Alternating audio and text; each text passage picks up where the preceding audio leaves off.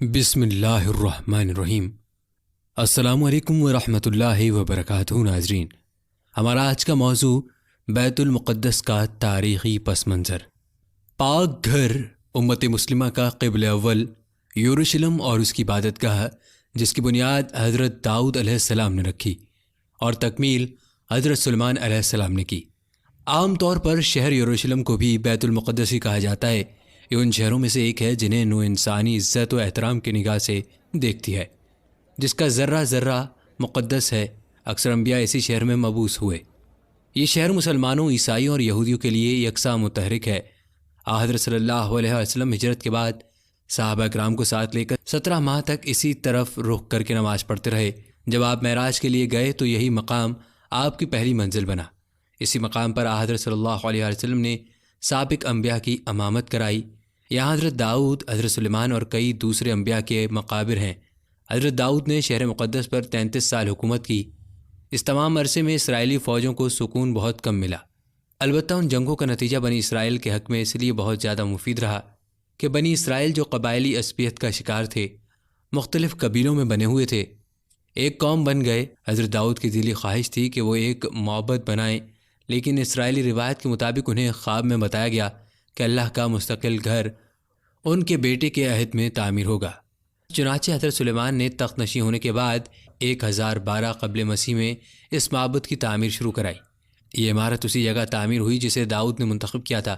اس عمارت کی تعمیر 7 سال تک مسلسل جاری رہی اور 2 لاکھ افراد اس کی تعمیر میں مصروف رہے۔ بعد میں عمارت ہیکل سلیمانی کے نام سے مشہور ہوئی۔ ہیکل سلیمانی فن تعمیر کا ایک شاہکار تھا جس کی لمبائی 90 فٹ، چوڑائی 30 فٹ اور اونچائی 45 فٹ تھی۔ اس کے اندر پاک ترین جگہ بنائی گئی جہاں تابوت سکینہ رکھا گیا۔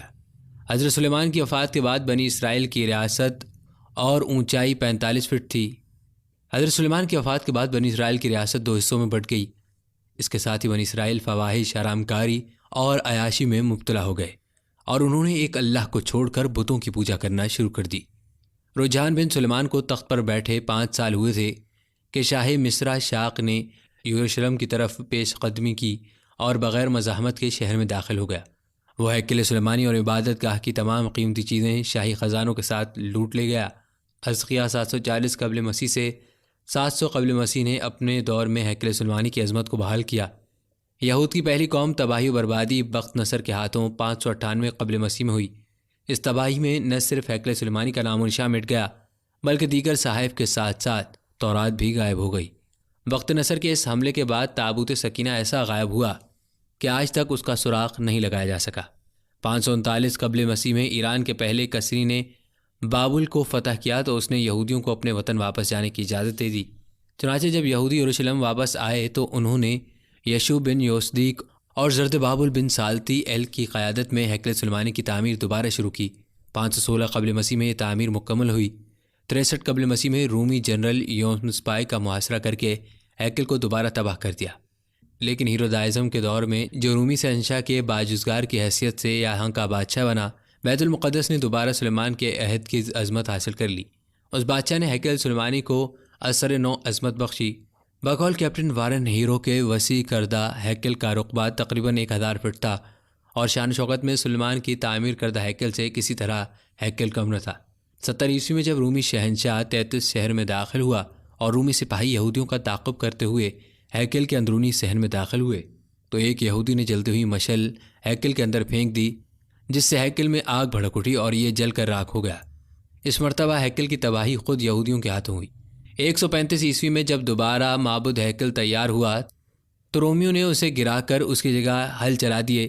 136 عیسوی میں رومی شہنشاہ ہیڈرین نے اسے دوبارہ آباد کیا اور شہر کا نام پہلے ایلیا اور پھر کیسیٹولینیا قرار دیا۔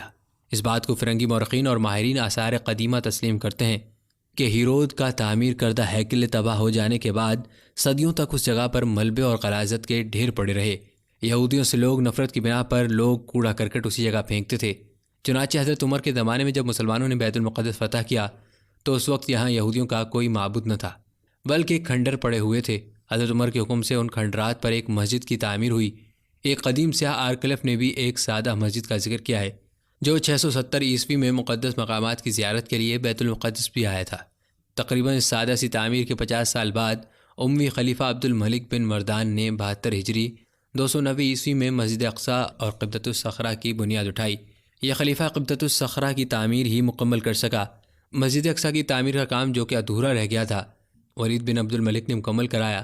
وہ مقدس مقامات جن کی بدولت یہ مقدس شہر مسلمانوں، عیسائیوں اور یہودیوں کی عقیدتوں کا مرکز ہے، اکثر و بیشتر شہر کی مشرقی پہاڑی پر ایک احاطہ میں ہے جس کو مسلمان حرم شریف اور یہودی بیت اللحم کے نام سے پکارتے ہیں۔